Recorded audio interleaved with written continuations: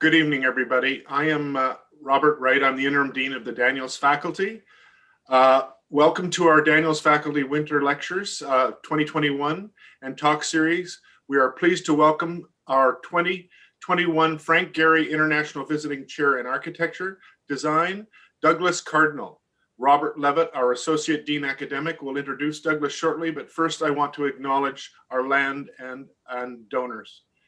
I wish to acknowledge this land on which the University of Toronto operates.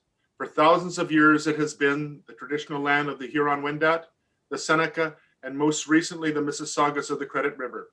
Today, this meeting place is still the home to many Indigenous people from across Turtle Island, and we are grateful to have the opportunity to work on this land. Daniels honors Indigenous people past, present, and future here and around the world, and we wish to pay respect to local elders, including those of the lands from which you are joining us virtually today. The visiting chair in architectural design is named in honor of Toronto-born Frank Gehry and established by Heather Reisman, founder of Indigo Books and Music, and 45 other donors in November 2000. It brings a highly recognized international architect to the Daniels faculty to deliver a public lecture and enrich the student learning experience each year. We are extremely honored this year to welcome Douglas Cardinal to our faculty and are looking forward to his leadership over the next term. Back to you now, Robert. Thank you, Rob. This event is the first in a series of 4 lectures that will take place today, February 4th, February 25th, and March 25th. Over the course of these events, we will delve into the work and life of our honored 2021 Frank Gehry International Visiting Chair in Architectural Design, Douglas Cardinal. Douglas Cardinal is amongst Canada's most celebrated architects. His St. Mary's Church in Red Deer and his museums in Canada and Washington, D.C. rank amongst some of Canada's proudest contributions to the architectural canon. Through his life, Cardinal has had an uncompromising commitment to design and has been a lifelong advocate of human and Indigenous rights. He's an officer of the Order of Canada, an RAIC Gold Medal recipient, and has received more than 20 honorary degrees, including one from the University of Toronto. But more importantly, he's the inventor of an architectural idiom that reflects his unique mix of upbringing and experience. His work belongs to a rich tradition of organic architecture inflected by Douglas's particular experiences and approach, expressive of the rolling hills of the Alberta prairies where he was raised, shaped by the expressionist influences of such architects as the German expressionist Rudolf Steiner, to whose work he was introduced as a student at the University of Texas, Austin, and by the organic tradition established by Frank Lloyd Wright. In fact, Cardinal, before attending University of Texas, studied at Taliesin West. For me, and perhaps for our students, it is also interesting to take note of the fact that Cardinal was an early adopter of computation in architecture, which according to his own account was necessary for the realization of his formally innovative and complex curvilinear architecture. But his was a digital architecture long before architecture's big digital decades, beginning in the 1990s, when shapely surfaces became the rage of a new digital generation. But for Cardinal, the grammar of his forms found their tools in computation, but they were rooted in commitments deeper than questions of mere technique. Douglas Cardinal calls himself an organic architect. And organic is a term that has meant many things to many different architects and to different generations of architects. Perhaps for this reason, it is a term that has sometimes suffered from a certain disrepute in the halls of the academy. But if we were to be fair, modern architecture, modernist architecture, classicism, all these terms have no less elasticity. It is up to the architect or a particular generation of like-minded individuals to give shape and definition to the abstract words that hover over things. Tonight, we have the privilege of learning about the sorts of things that Douglas Cardinal has committed his career to making. He's here virtually, at least, and he's going to talk about the way his life connects to his body of work. This is a unique opportunity, and I hope everyone here is as excited as I am. I just want to say, if during the lecture, we'll be taking questions from the audience at the end, And if during the lecture or afterwards you want to put questions to Douglas, please use the Q&A function at the bottom of your Zoom. And with that, please join me in welcoming Douglas Cardinal. We're thrilled to have him here. Okay, Douglas. Oh, thank you. Looking forward to it. Thank you. Thank you. I am happy to share my life with you and experiences, and we'll start with the next slide, my dear.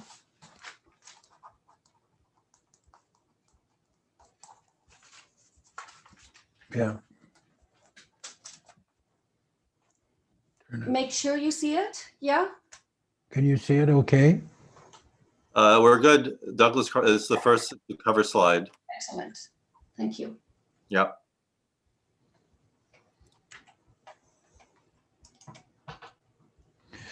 So this is where I was brought up as a child, in the Porcupine Hills. It's on the edge of the blood reserve of the Blackfoot Nation. This is traditional Blackfoot territory. My father was a forest ranger game warden, and he was in charge of looking after this land by the government of Alberta as a game warden. There's my father and my mother. My father was very much a part of the land. His mother, and particularly his grandmother, who was a holy woman of the Blackfoot Nation, really taught him how to live in harmony, and he had a real strong spiritual connection with the land. My mother was a nurse, and she had a commitment to serve and help people. And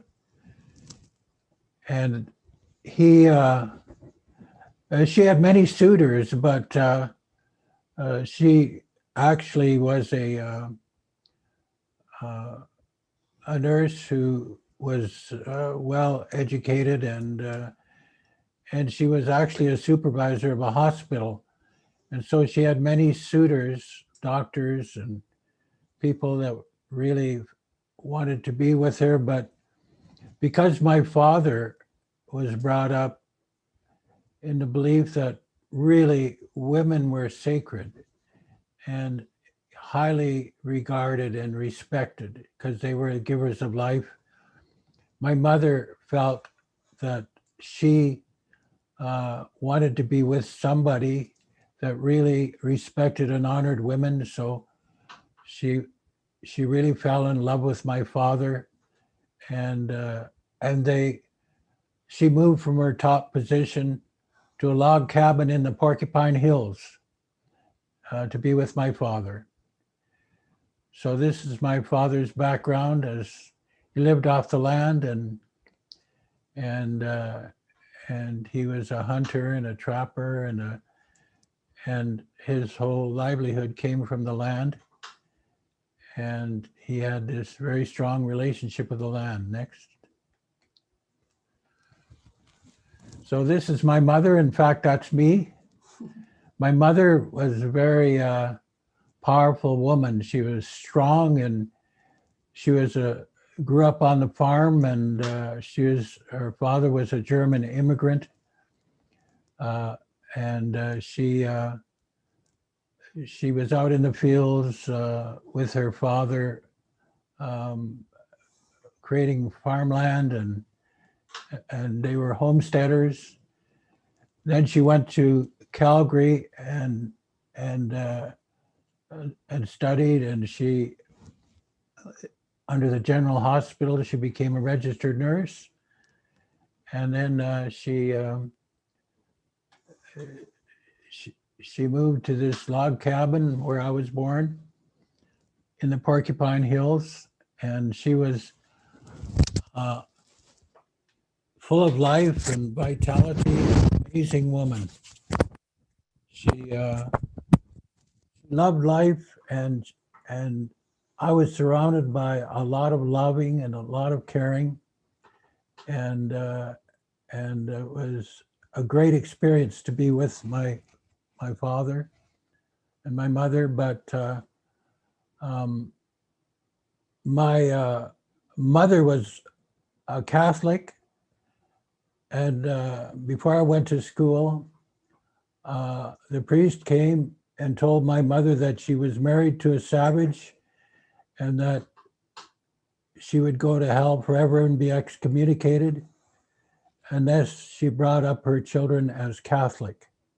And then maybe that would help her spirit to be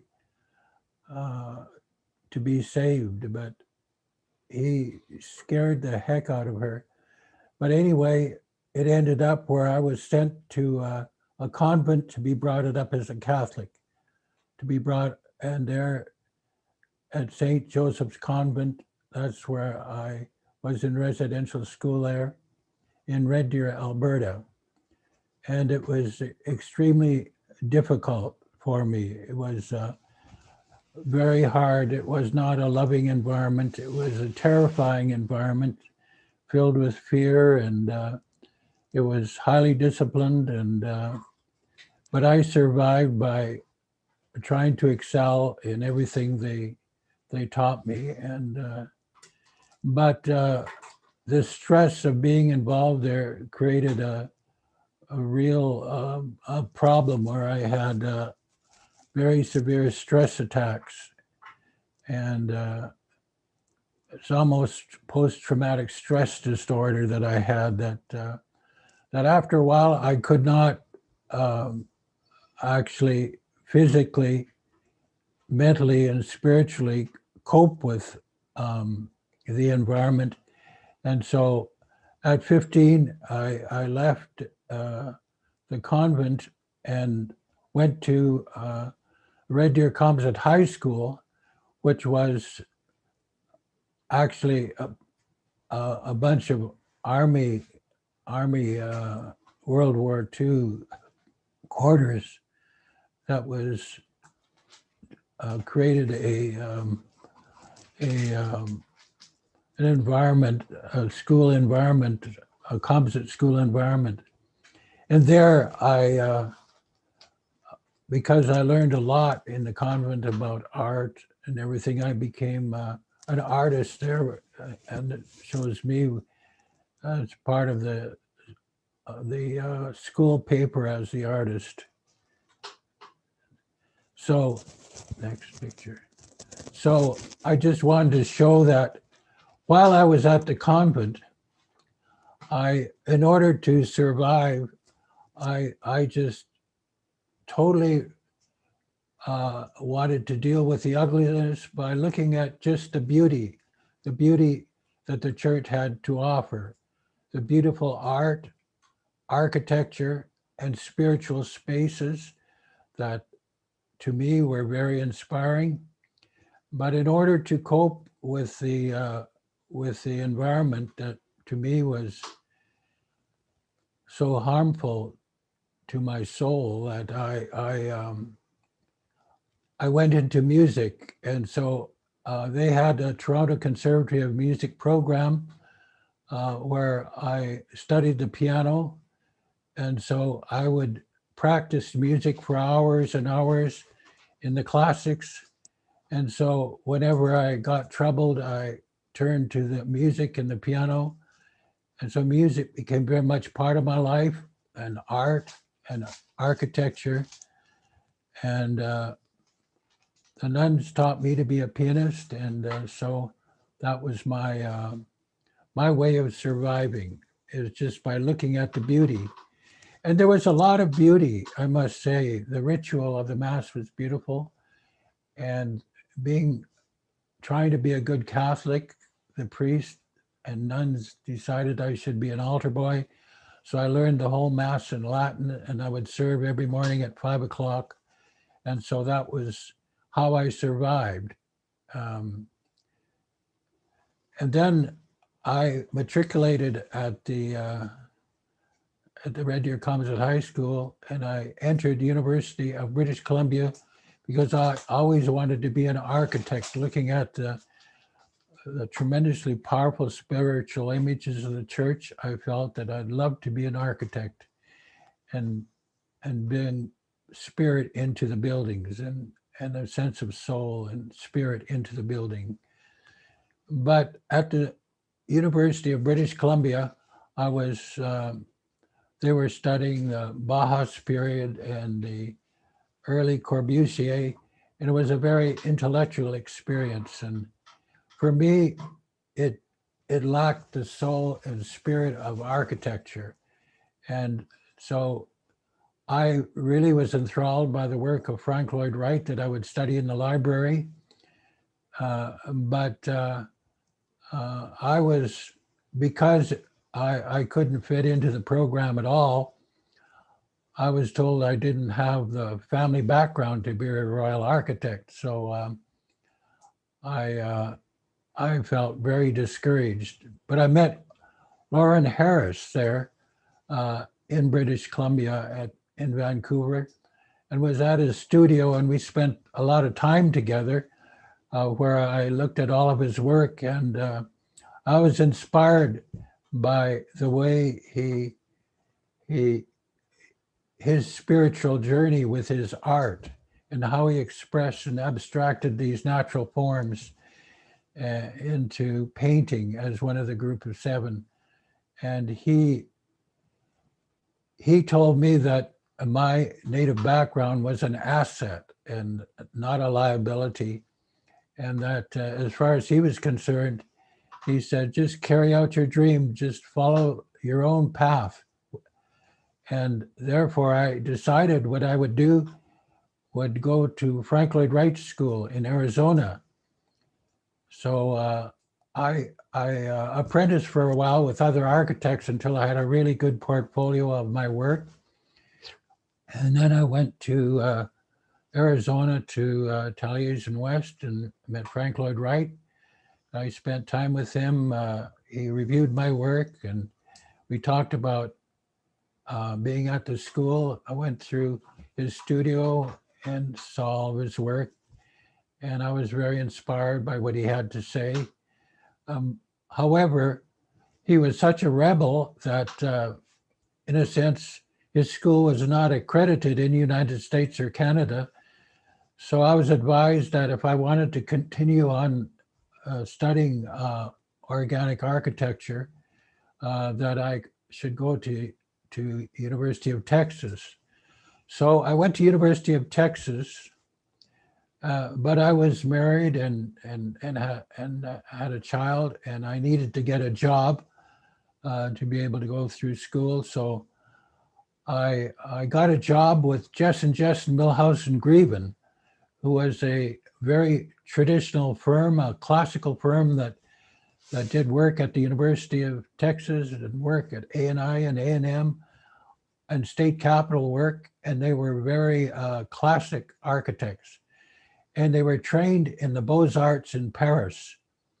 And so a lot of their work was very classical. They would do Greek columns with ink washes, and their work was very classical. And we did everything ink on linen, and everything had to be a work of art. Every drawing had to be beautiful work of art. It was great discipline. And then in that firm was a young architect, Fred Day, who was a professor at the University of Texas. And he felt that in working with him and seeing my work, that I should go to university and get my architectural degree from the University of Texas.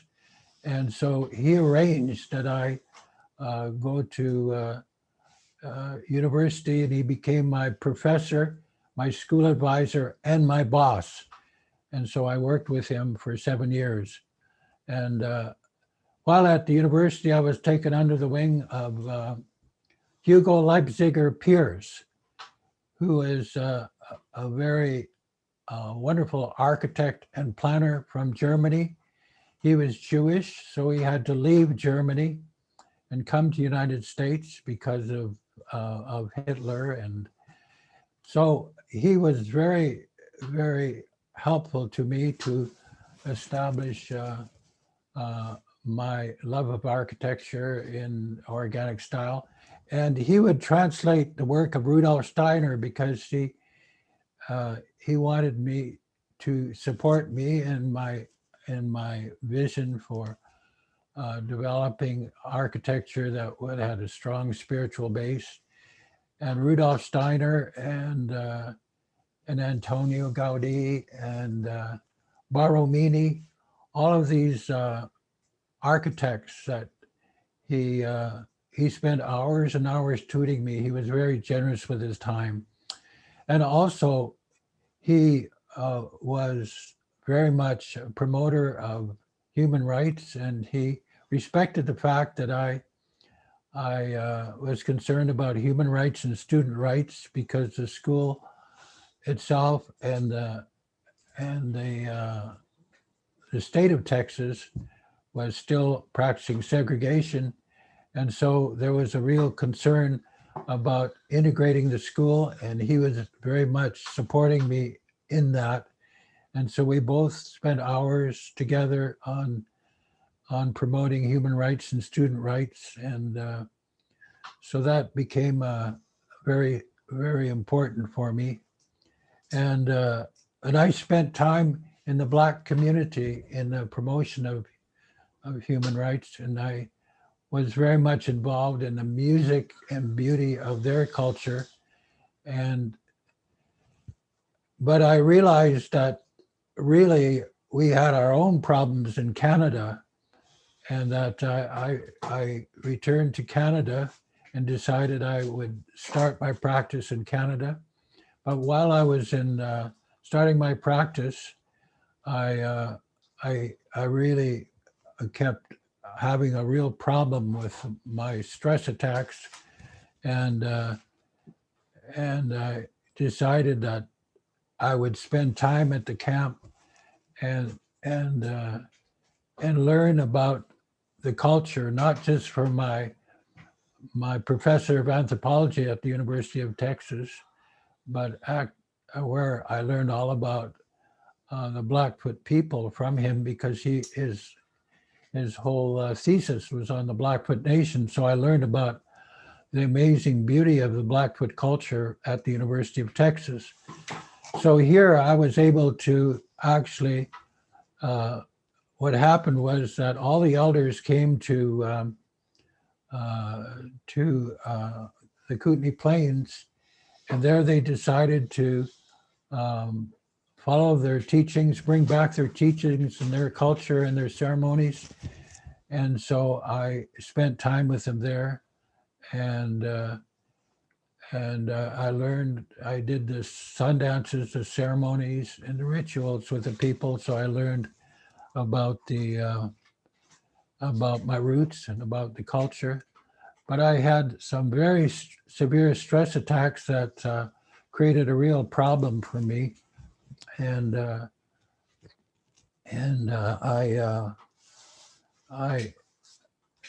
found that the only way that I could deal with them was through ceremonies, because actually these stress attacks caused a real problem where my kidneys stopped functioning. And so the elders, they just took me out of the hospital and took me to the camp and cured me with their rituals and their medicines. And so I wanted to be able to learn how to be able to heal myself. So one of the elders that came from Wyoming would come up and help them. So I decided what I'd learn from that elder, who is a very powerful shaman, how I could learn how to heal myself through the ceremonies. So I apprenticed under him for 10 years, and I learned about how to run the powerful healing sweat lodge ceremony, which then I have followed for the last 50 years. Every week I do a sweat lodge ceremony to be able to, and I'm 86 years old and I'm still strong and healthy. So What here it shows me this model here was commissioned. This project was commissioned by the Minister of Public Works because he loved the church, and he advised me that, and he gave me a great lot of commissions, and he called me in his office one day and he says, I want you to help your people because the government of Canada has created a real problem for the Indigenous people with a white paper. And I want you to bring their vision into reality. And I want you to be able to present that to the government of Canada. And I want you to commission, I want to commission you the Alberta Indian Education Center project, which will show the government of Canada the vision that the people have, because in contrary to the vision that they have for the people, I want you to present their vision. So through this, I had support of all the 52 chiefs of Alberta, and then I was asked by all these reserves in Alberta and the Alberta government to present this project to the to Pierre Elliott Trudeau, and that's when I first met Pierre Elliott Trudeau.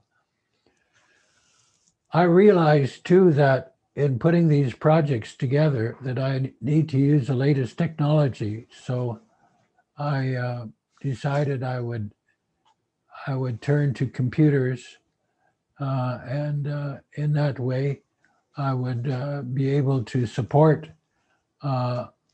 myself in doing these very organic buildings in a way that I could have the computers help automatically dimension all the shapes and curves so they could be easily built. So I went back to Texas because they believe that if anybody can do something, they can do it. They have this can-do mentality, and they created software for me, Linux-based software, Unix-based software, and then I started, I turned totally to computer technology to put my buildings together. So not only that, I turned to computers, I continue on with also supporting and helping the elders in supporting the culture and the spiritual ceremonies, as you see there. But at the same time, getting support from even the Queen to in terms of my architecture and my work for First Nations. So next, in my whole philosophy that I developed at the university, I'll go through that, and that became the basis of my thinking and my whole approach to architecture. So for me, it's a combination of both these two worldviews coming together. The Indigenous traditions teach us through ceremony the power of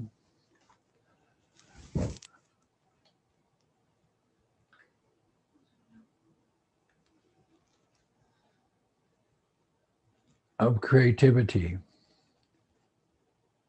It teaches us the value of a society based on peace, harmony, love, and contribution.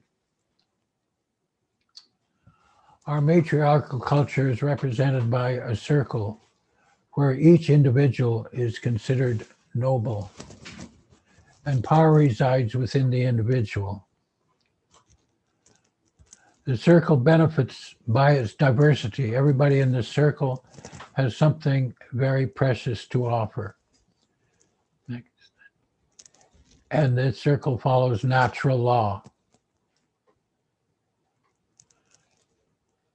For the matriarchal peoples, women are the center of power And men are to serve the women because they are the life givers. And life is sacred and interconnected because decisions affect 7 generations. Indigenous societies are based on an extended family, emphasizing living in harmony with nature and our own human nature. In the Indigenous worldview, people are beautiful spiritual beings of light, housed in flesh, connected to the Creator and all living beings, as well as the universe and beyond. In the Indigenous worldview, there is no evil, there is no bad. One does not need to fear themselves nor the Creator. It's not based in fear at all. It's based on love, which is an embodiment of loving and caring. Our Creator is an embodiment of loving and caring. We are taught to be responsible, straighten out our negative thinking, or we'll give ourselves a headache and make ourselves ill, as well as those around us. We are all connected. We are fully responsible to keep our minds in a good way. Because we can shape our environment, but in turn it shapes us. Indigenous worldview emphasizes creativity and ingenuity, balancing the needs of the people with the resources needed to survive. It requires a basic knowledge of the environment and a reality grounded in understanding one's place in the universe. True creativity lies not in what you know, but what you don't know, you don't even know. It is in that vast space, the unknown, that there are unlimited possibilities. For example, our elder taught me that the Great Spirit could hold all of man's knowledge in the palm of his hand. That's what we know. That's what in our libraries, computer chips and everything, that's our known knowledge as human being. It could be held easily in the palm of the Creator. But what we don't know, we don't even know, that's beyond the known information. And the elder said to me, do you want to be a true warrior? Do you want to live in that little domain of what is known? Because there are little possibilities in that. That's already been created. That's already known information. If you're really wanting to be creative, you have to live beyond that domain. And beyond that domain, that unknown domain, which is known, because that is where there's true possibilities. That's the land of the eagle. That's where the power is, not in what you know. That's already been created. The power of creativity lies in what you don't know, you don't even know. And that vast domain out there, that's the land of the eagle. That's the land of the shaman. That's where you should live, in that domain, the land of the shaman. Creating a new paradigm comes from individuals who are willing to think beyond the confines of existing knowledge. Next. To evolve a design from the inside out, open to all possibilities. Only human beings have been given this power to create.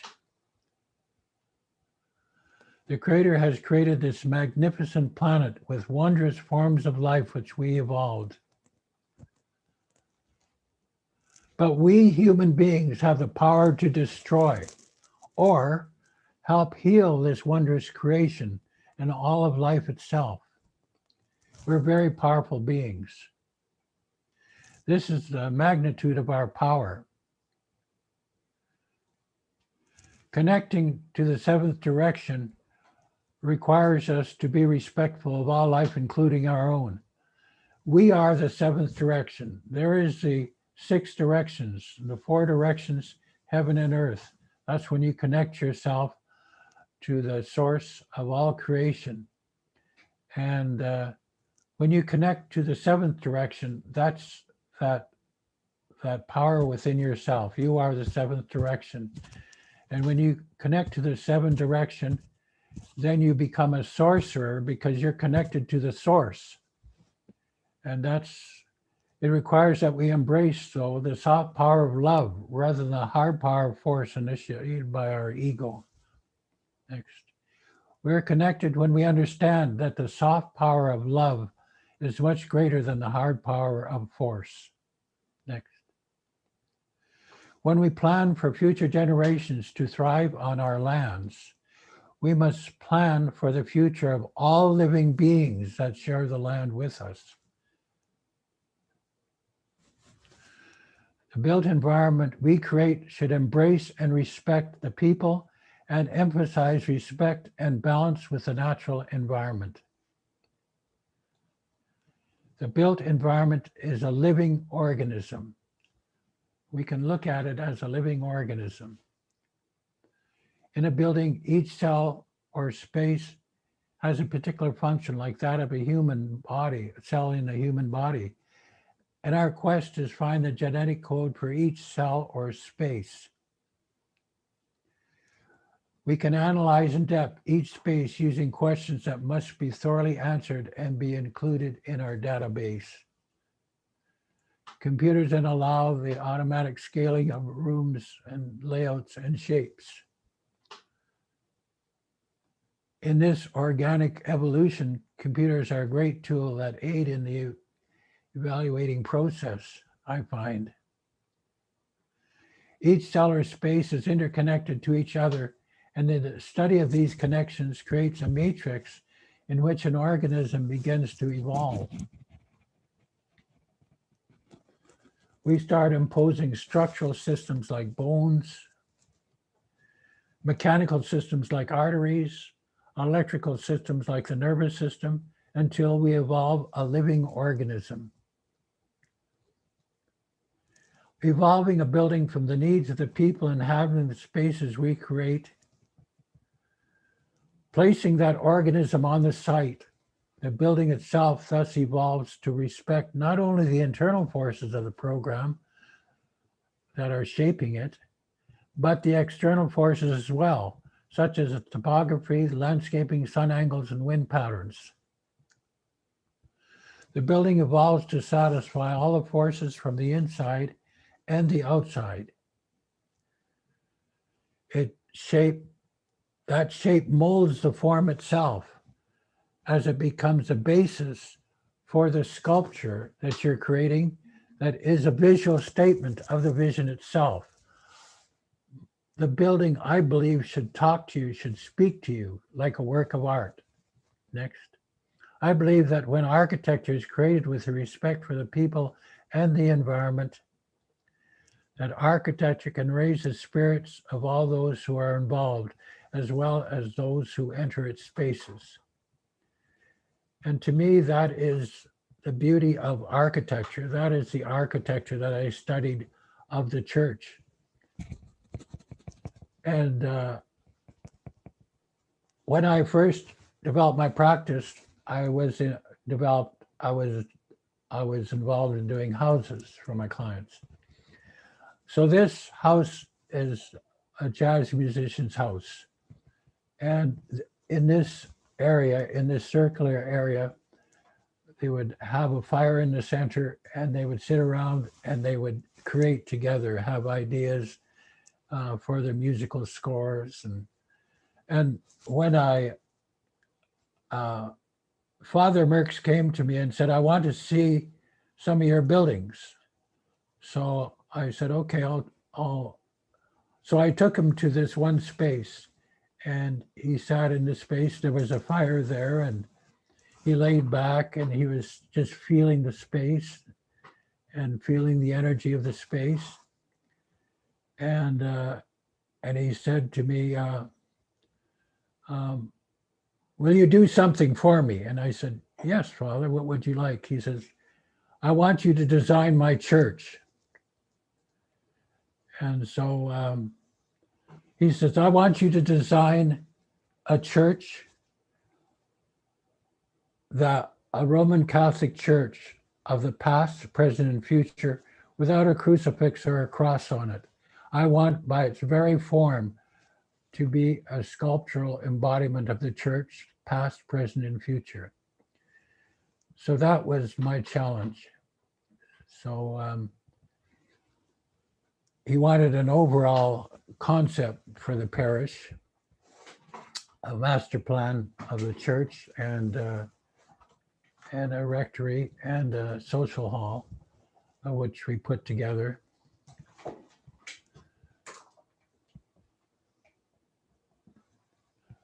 But there, showing the layout of the church, we would get together, and it was, for me, a musical composition of which every note had to fit together in an overall composition. Every note had to be meaningful because he wanted everything to have spiritual significance. Every form, every shape had to have spiritual significance. So we spent hours together designing this church. He would come every day, and we both loved Bach, organ, and so we'd play music together, and I would show him my sketches, because I would sketch in the morning, he would come in the afternoon, we'd have a session together, and that's how we designed. Everything had to have a meaning, a spiritual meaning, every form and every shape. And every shape and form was a note in this composition, and it all had to be in harmony together. Everything had to be a spiritual act. That's the cross section of the church, where the center of the space was the altar, and it had to be the source of light of the space, of divine light. And so that's why I have a light cannon over the altar.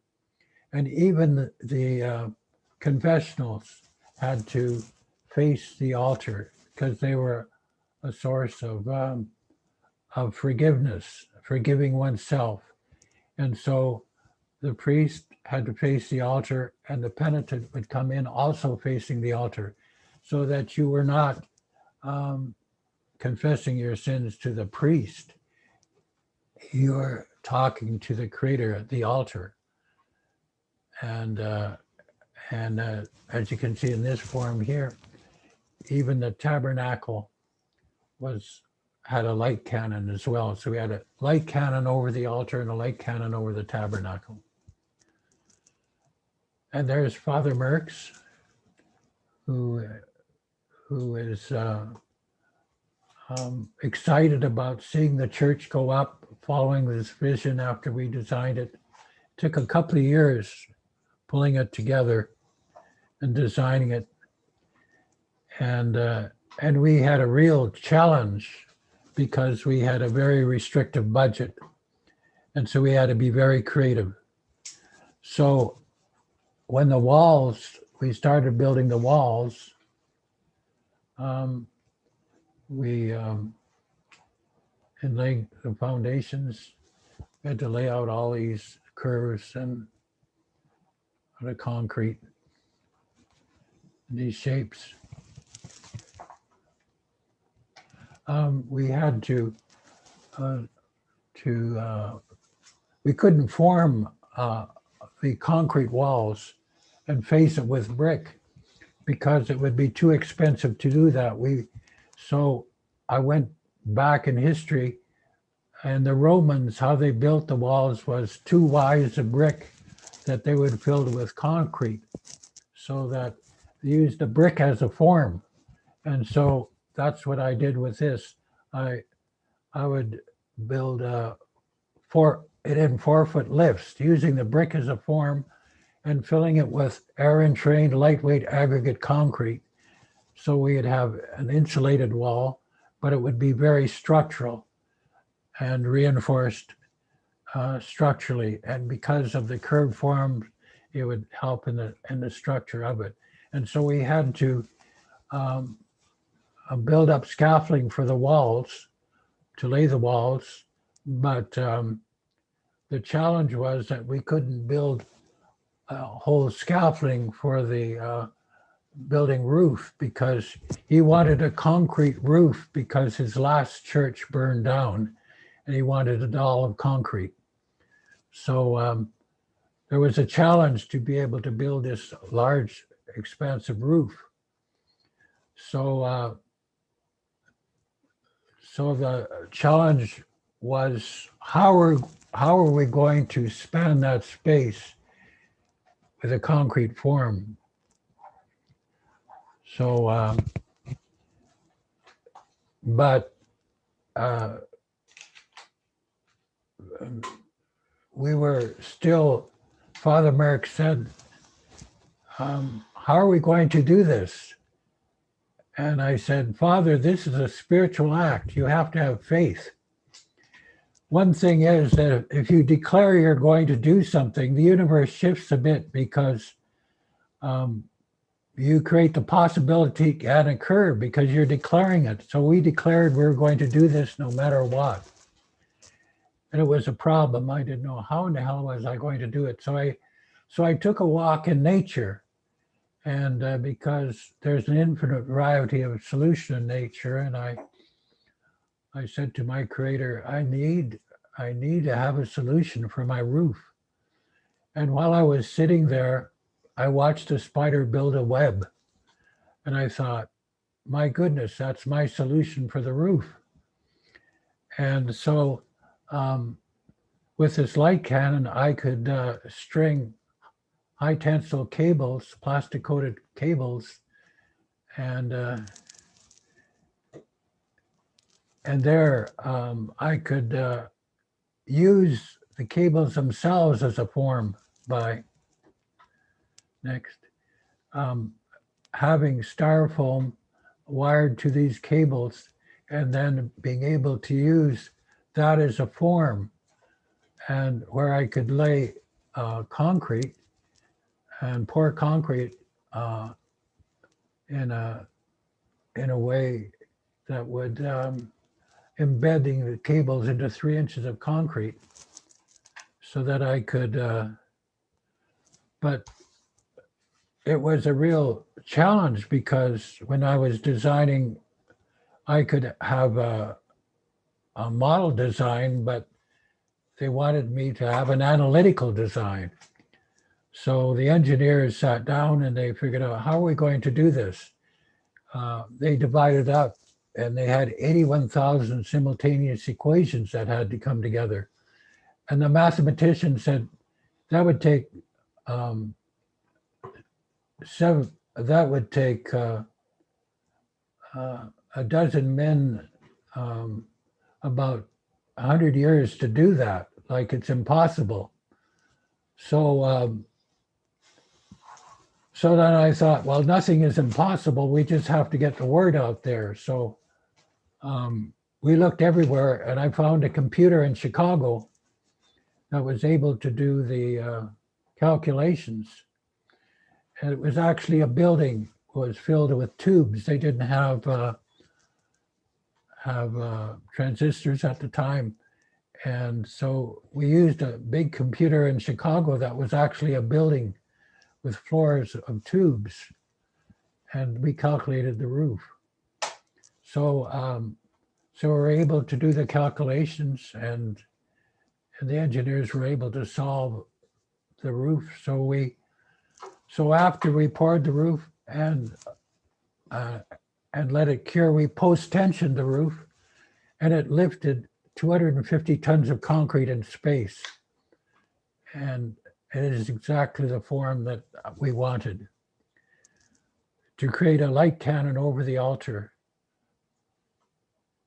and over also another one over the tabernacle, and have these cables be strung to the walls on the outside.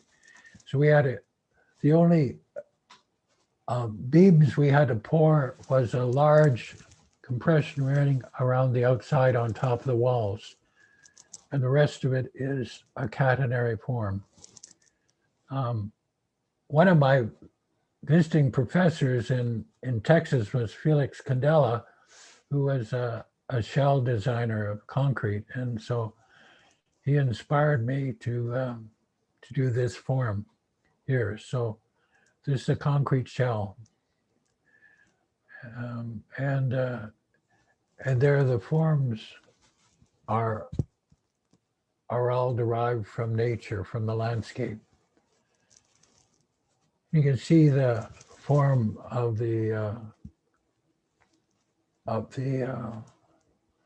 forms of forgiveness on the outside. The entry into the church was the baptistry and the bells announcing the entry. We never did get bells to go in those areas in the overall form, but hopefully one day they'll put bells in them. And so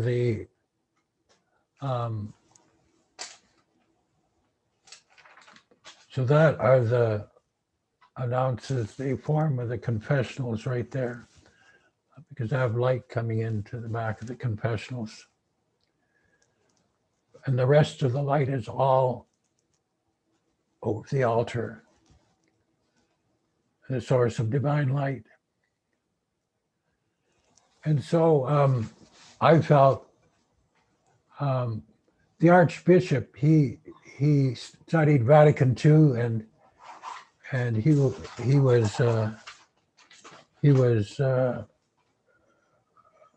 had me put 12 consecration stones in the church and consecrate it as a cathedral. So I thought, why are we spending so much time on spiritual places just for a few days on Sunday? All our buildings should be spiritual spaces. So I was asked by a community of Ojabugamu to design them a village. And as you see in the center here, there's a circle in the 4 directions, because that's the power of the 4 directions, heaven and earth, and their ceremonies, where we connect ourselves to the Creator and become magical beings. And so that's the center of the village. And these people are the ones with the vision. They had their land clear cut.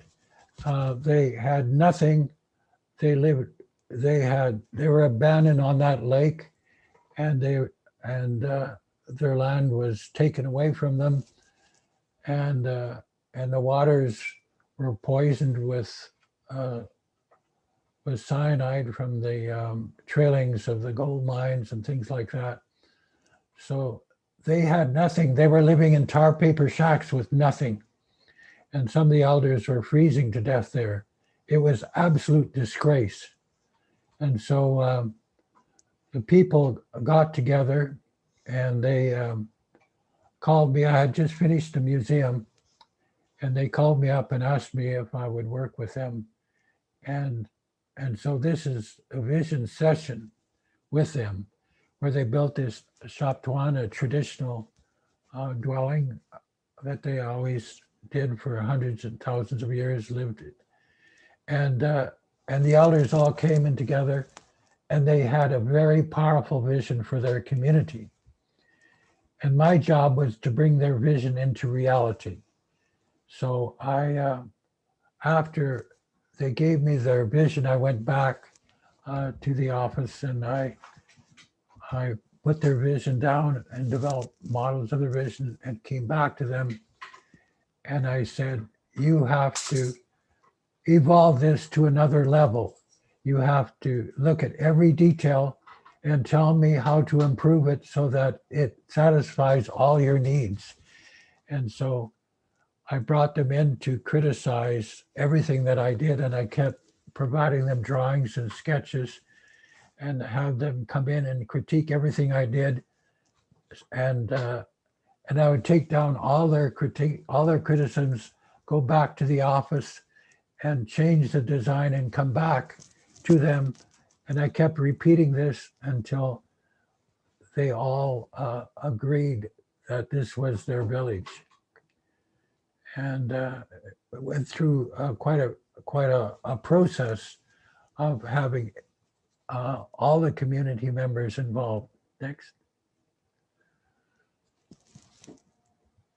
So you can see everyone, every building went through this evolution with them, and every space had their input and their ideas. And so it was for them, it had to work for them, and it had to be their vision. And so this was my client, the community.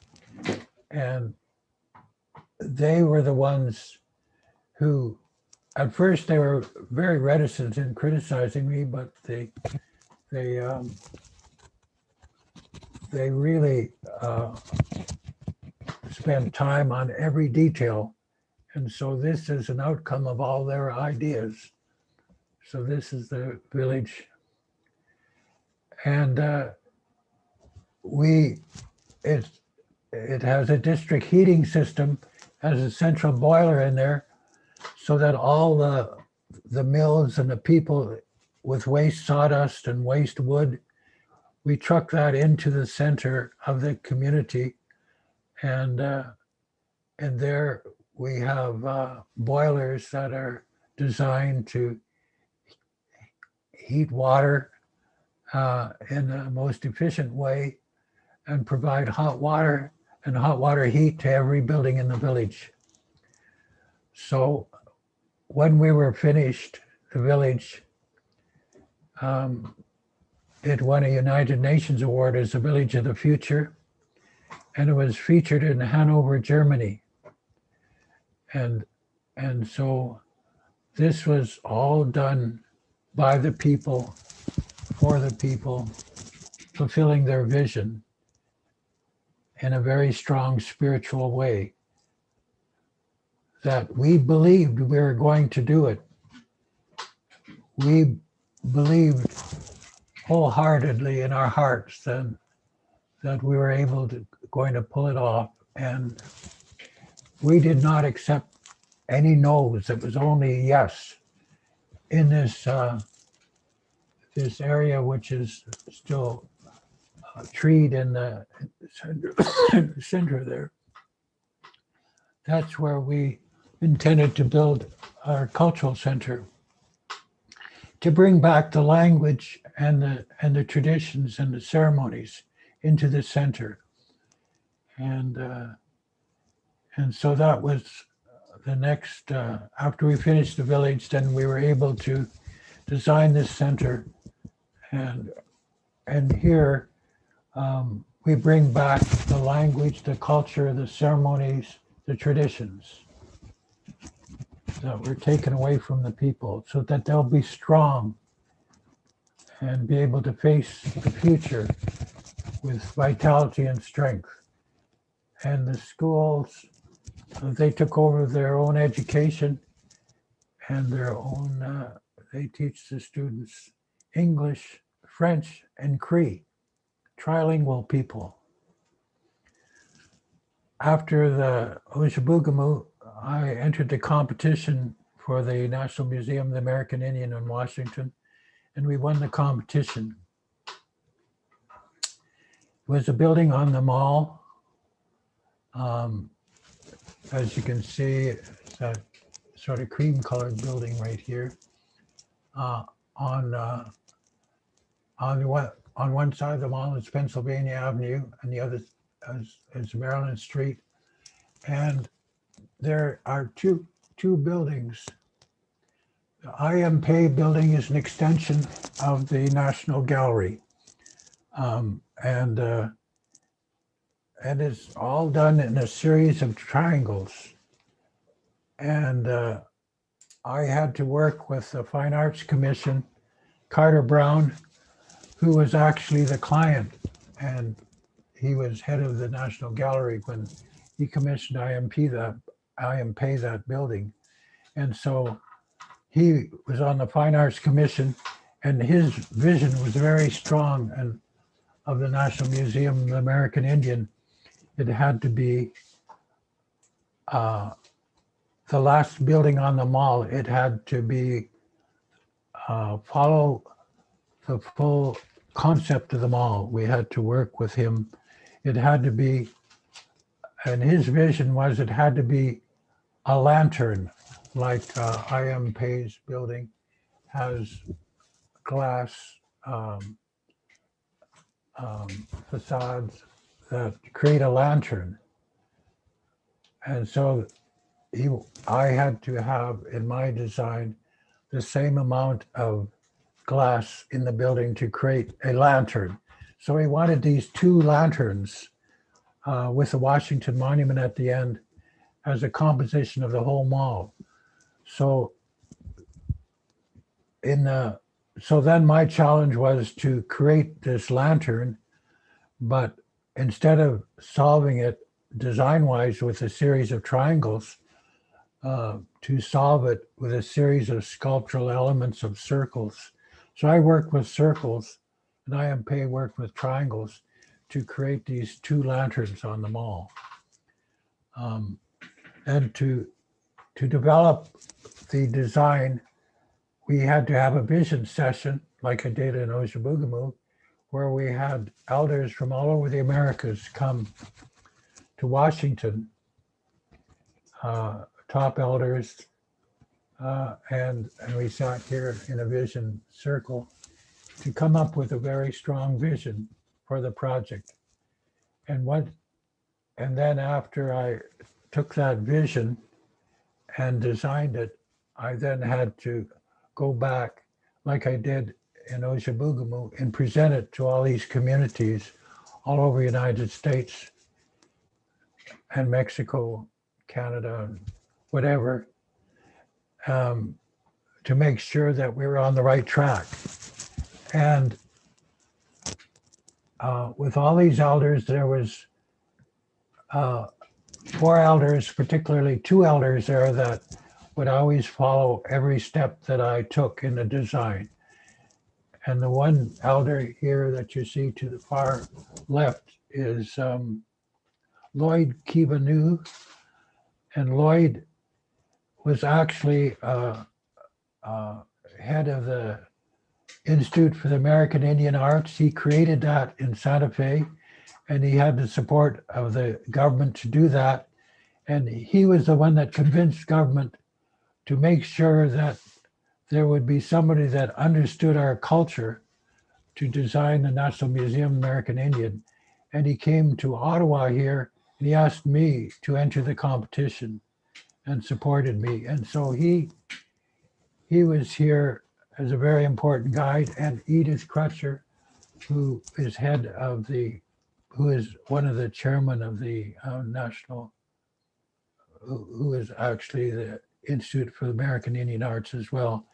And so they guided me through this whole process of putting together the design. And Lloyd Wright actually was a friend of Frank Lloyd Wright, and they worked together on projects together. And so he had a major influence on Wright's work too. So Lloyd Wright was an amazing artist and elder. So he was the one that coached me through the design. Everything I did had to follow. It was almost like every note was like the church. It all had to have spiritual significance. So I spent a lot of time drawing all these things and presenting them to the elders, and they would give me guidance and direction. And all these notes had to come together in a very strong composition that I then laid out on the computer, and as you can see there. And ultimately, we made a model of the project as well to be able to, because we had to have approval of everybody in Washington. Let me tell you, there was a lot of approvals, the architect of the Capitol.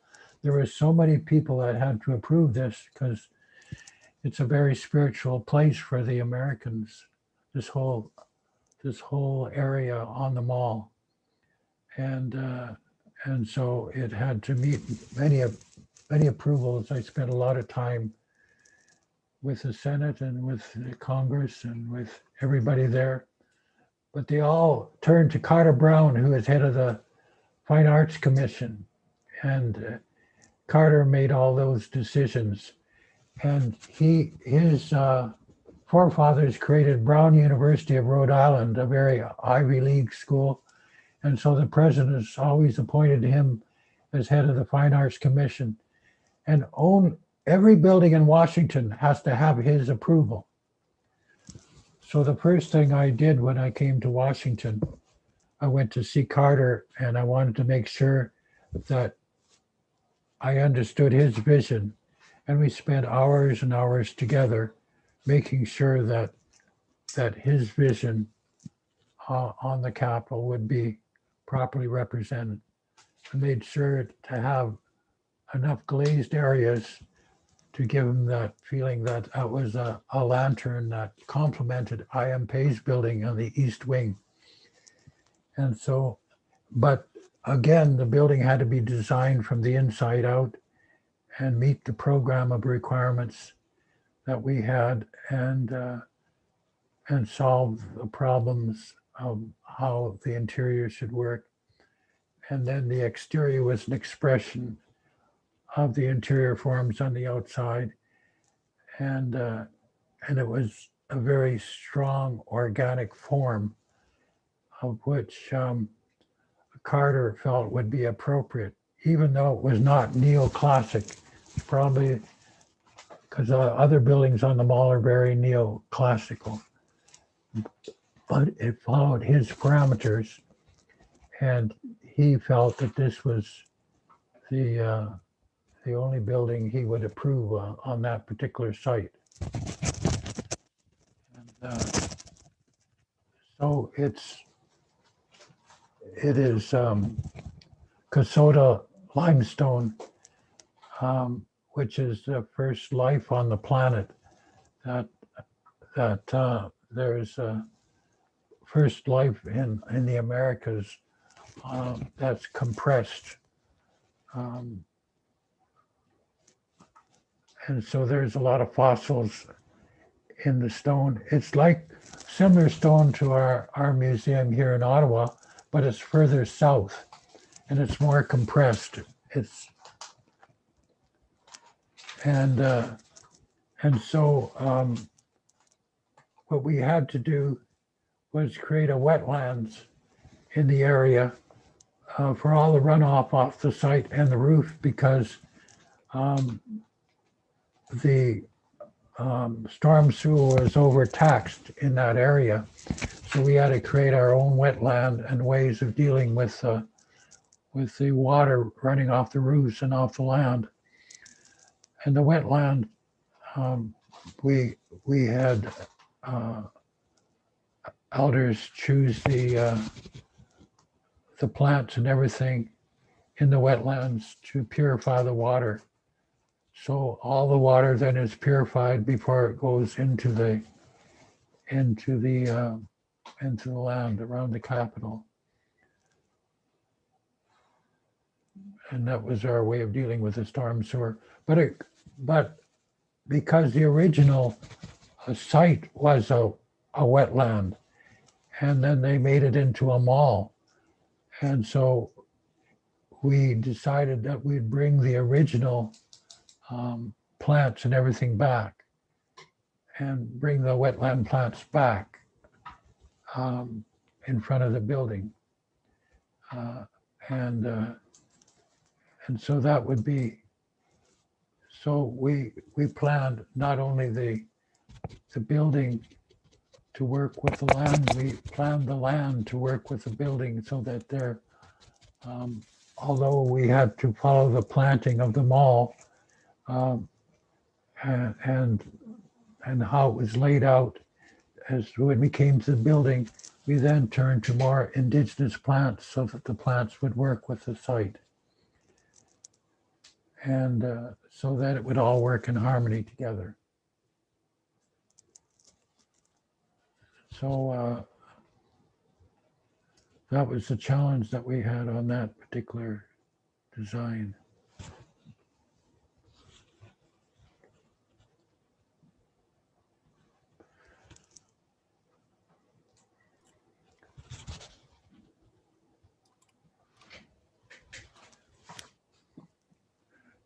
Douglas, are you done?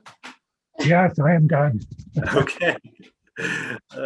Thank you so much. That was really a lovely lecture. Great to understand a little bit about your own history, the person you became, as well as to some of the stories about the buildings themselves. I have great appreciation for it. I'm waiting for some questions to come up, and I do see some that are coming up from the audience. But I did want to. One of the things. I mean, I love the story about the about St. Mary's Church and your insight looking at the spider's web. Do you think that this idea of a kind of biomimesis, imitation of nature, is that something that you exists elsewhere in your work? I mean, I know that. I guess as a kind of problem-solving device, like it was for the roof in the St. Mary's. Well, I see an infinite variety of solutions in nature. Yeah. And sometimes if I find myself having a problem and I walk through the forest or walk out in nature and just observe around me, I can see all around me an infinite variety of solutions, structural solutions, mechanical solutions, design solutions. I find that the nature itself is a real source of inspiration for me in solving problems. I was expecting you to tell us how long it took for that old tube computer to solve the multivariable equations in Chicago. Oh, yeah, it didn't take long. But we had to put it all on cards, punch cards, and oh my goodness, right. And it only took a matter of a few days to come up with all the calculations. I see. Okay. I don't want to take up, I want to give a chance to some of the members of the audience to ask questions. And I wonder, Mason, have you had a chance to look at any of them? Yeah. Yes. Thank you, Douglas, for an amazing talk. And we're very fortunate to have you guide us through an incredible history and life with architecture. Your own personal history is both a Canadian history, it's an architectural history, and we're really fortunate that our students can learn from you directly this semester. You've got some fan mail in your inbox, which I could read some of it, but maybe we'll go through some of the questions first. And actually, I think maybe a really fantastic place to start is with Elder Wabagoon, who is new to our faculty, and I think there will be some more formal introductions of Elder Wabagoon later by Dean Wright. Elder Wabagoon says, Miigwech for sharing your story. My question is, what might be some of the first people's artifacts that you have found on these paths? And I don't know if if that means path in the abstract sense or path in the specific sense, but maybe Douglas, you have some thoughts on this. Well,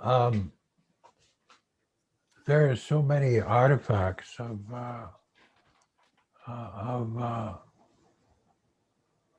particularly the writings on the rocks and whatever, there's all sorts of sites in Alberta that where people have expressed their art on the rocks and the forms, and also the medicine wheels that I see a lot of in the prairies. But of course, I'm surrounded by artifacts in the museum, which has always been a wonderful place that when I came to Ottawa to see the marvelous artifacts in the museum of all the nations across Canada, and that I had the opportunity of building a home for them and to be able to care for them and make sure that they're saved for the people when they want them back. Because now there's a program where the museum is encouraging communities to have their own museums, and they can teach the people in the community how to run their own museums. And in doing so, they can return artifacts in the museum back to these communities so that they would be able to take charge of their own artifacts and have them looked after and protected for the future for all Canadians, but particularly for the communities. And so in doing that community of Ojibugumu, there are people of the museum that train the people there and then gave them back some of the artifacts that really belonged in their community, to be able to show the young people how beautiful the beading was and the shaping of some of their baskets and forms were, so that they could learn from their own artifacts and bring that art and that forward into the future. Mason, I saw one I could relay.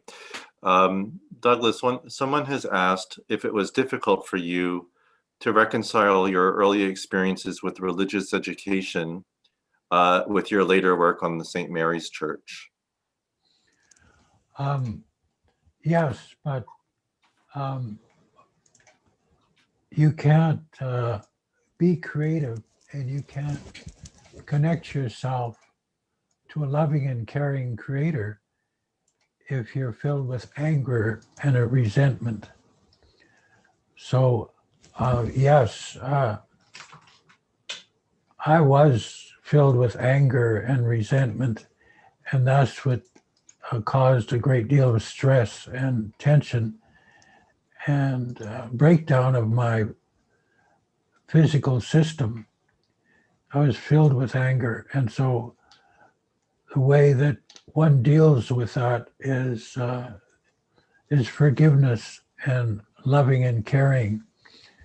And it's good to, in sometimes the darkness, all you have to do is come with light, you know. And so I felt that was the way that I could heal myself, is providing a loving and caring space for the church and for Father Merckx, who is a rather amazing individual, and for Archbishop Jordan, that why not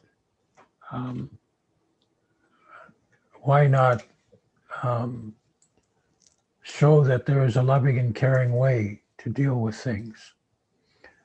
And that's the teachings of my elders, is that do things in loving and caring.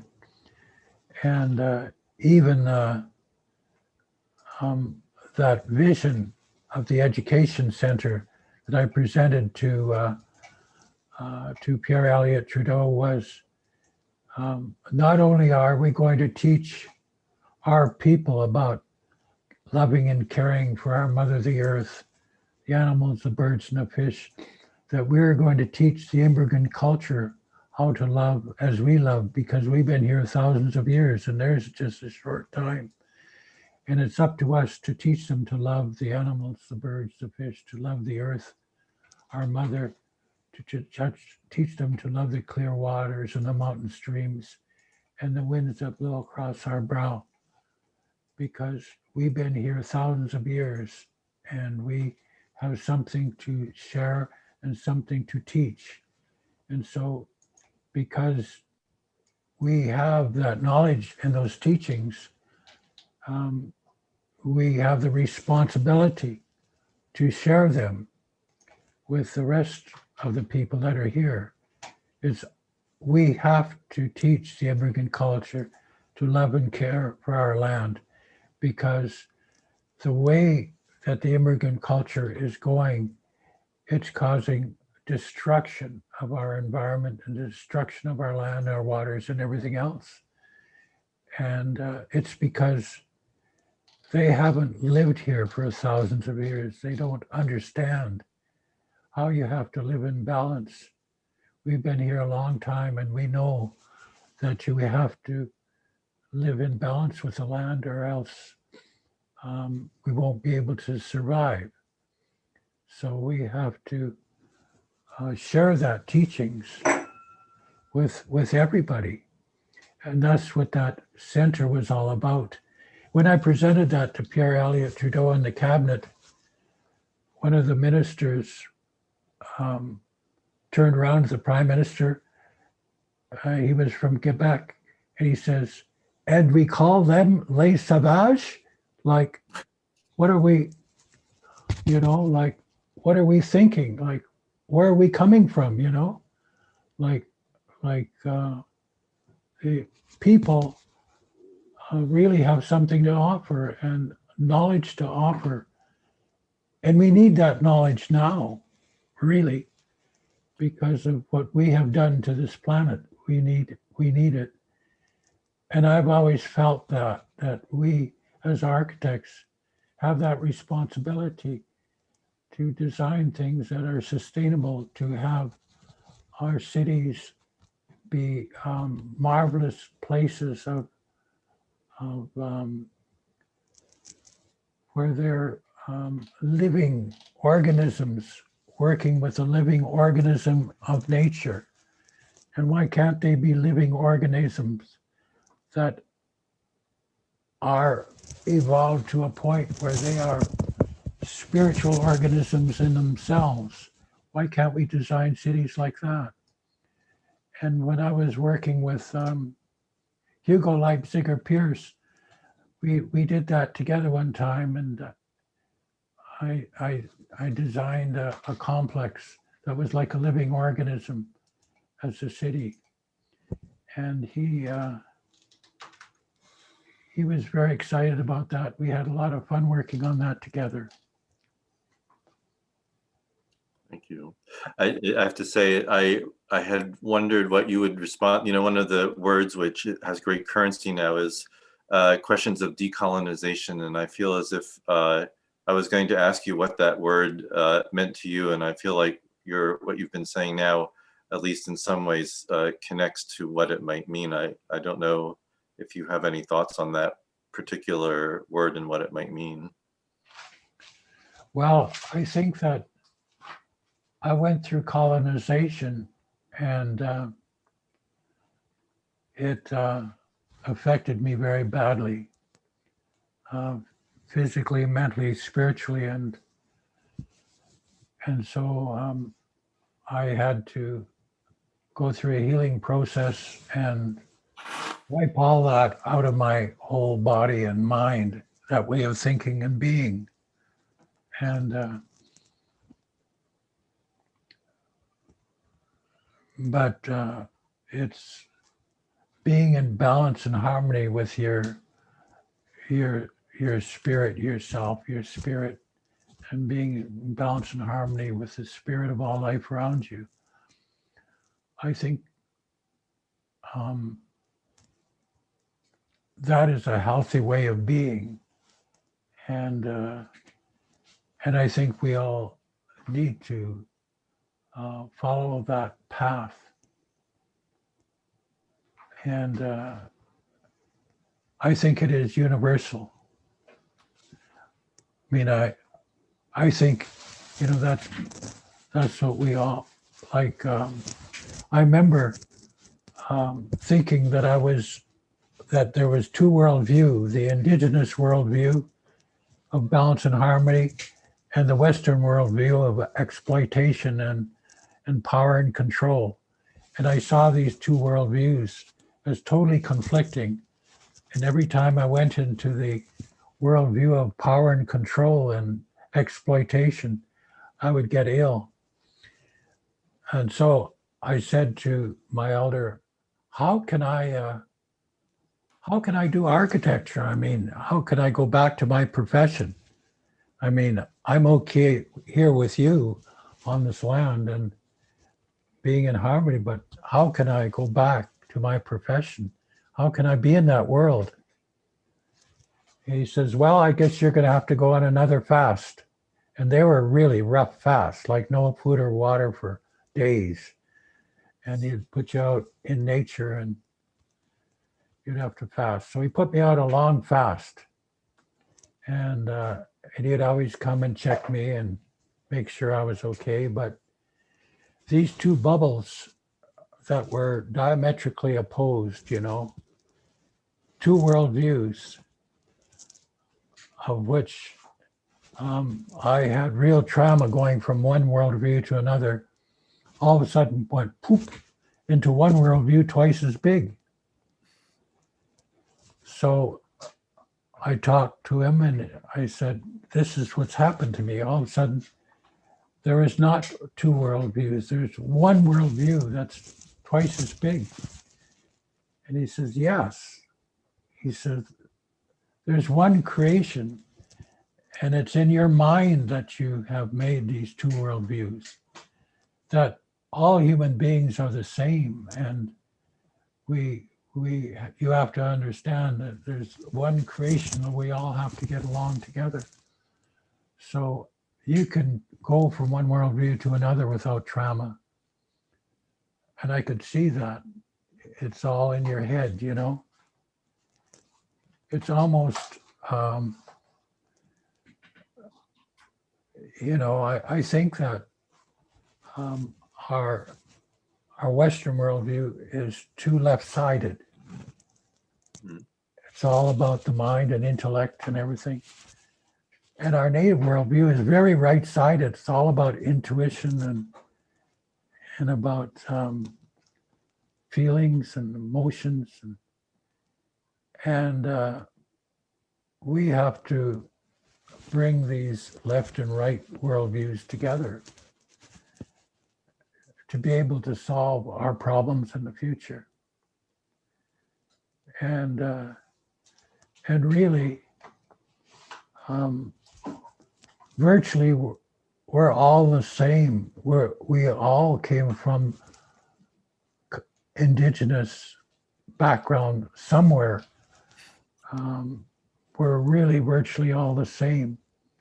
We're all human beings, and we have to understand we have to love and care for each other. And the fact that we're so diverse is a blessing, because I find that when we have creative people in a circle, the more diversity we have in the circle, the more ideas that come up, and the more creativity is there in that circle, because we all are looking at it from different points of view and different perspectives. So it's great that we're all different. And it's great we all have different perspectives. But we have to appreciate each other, learn from each other, respect each other,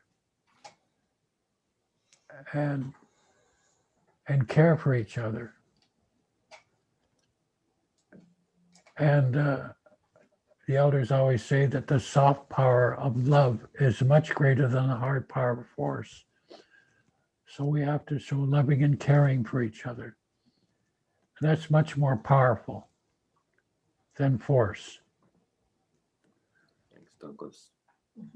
I think what's so amazing about your talk tonight, Douglas, is well, it's a life in architecture, and I think it's so inspiring, and we're so thankful at how much you're willing to share. You shared very personal stories about your health and about the challenges you confronted in high school and trying to find your way, find your own path in architecture. And we don't have a whole lot of time left, but I sense in some of the questions coming up from the audience, and as you've been speaking, by the way, you've been getting more and more fan mail, and I think we're going to need to send these to you, because some of them are wonderful personal stories from people that clearly know you and have known you throughout different moments of your life. So we'll give you a chance to read those personally. But there are a few questions from students and some in our audience about the way in which you work and the way in which you make design decisions. And I'm thinking about two phrases you said tonight that were really inspiring to me. One, this idea about seeking out what you don't know. I think that's I think that transcends all cultures and is really inspiring thought. And the other one is this idea that a building should talk to you. You spoke about this idea about a building talk to you. Both of those sort of refer both to knowledge and language. I wonder if you have thoughts to Robert's opening introduction, where he suggested that there was a grammar to your architecture. I wonder if you would agree with that, or what would be your thoughts on the grammar or the language of your architecture. There's a few questions from the audience about forms and the selection of the expression of your architecture. Do you have thoughts on this idea of a language in your architecture? Definitely, I feel that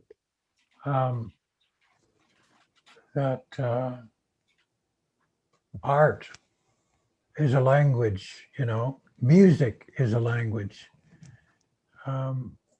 Music can say amazing and beautiful things to you, inspire you, and just almost take you to the heavens. Some music is so beautiful.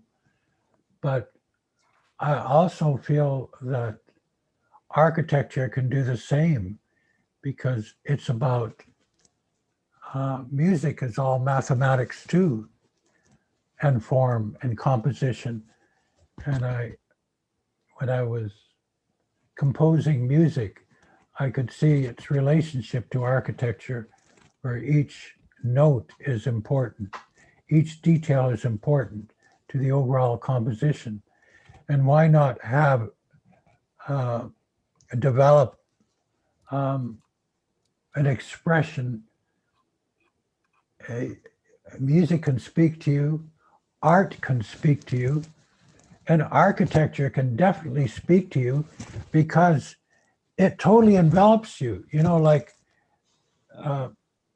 art mostly is two-dimensional, you can look at it. But architecture, you're totally surrounded by it. Like, what an opportunity you have of speaking to people with an art that totally surrounds you. And almost when you walk into the cathedrals in Europe, some of them just take your breath away, you know, with the beauty. And so they speak to you, and they speak to you in a very powerful way. And I feel that we're missing that in architecture now, where I see that that, you know, they don't say anything. These buildings don't say anything to you. They're boring and they're dull, and there's no music to them. There's no power to them. And I feel it's important to bring back that power in and to have our buildings speak to us like they used to speak to us. Like, I don't know what happened after, to me, what happened after the Art Nouveau and the Art Deco, you know? Those buildings used to really have strong statements. And art was combined with the architecture. Now we have taken the art away from the architecture and sculpture, and we build a box, and then we put pictures on the wall in the box and put a piece of sculpture up front. We totally separated art, sculpture, and architecture. And I want them to come together in a very loud voice and bring back some music, some beauty and harmony. And also, I feel that they used to say architecture was frozen music. And for me, I felt that was very important.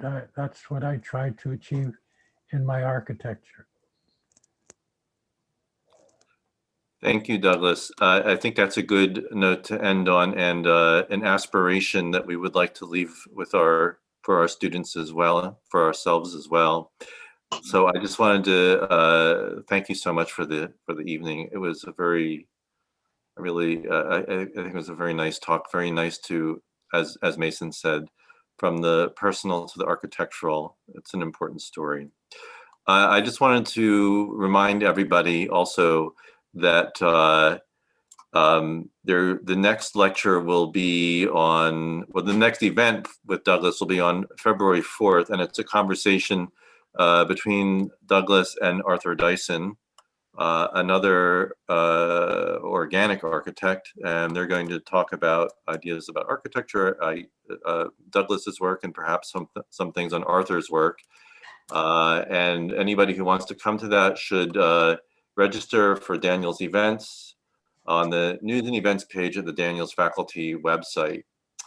And then the next event of the Daniel's faculty is the Imagining the Future Through Design, which is coming on January 21st at 7 p.m., featuring Sputnikko from Tokyo University of the Arts, with the respondent Georgina Voss of the London College of Communication, and moderated by our own Maria Yablamina.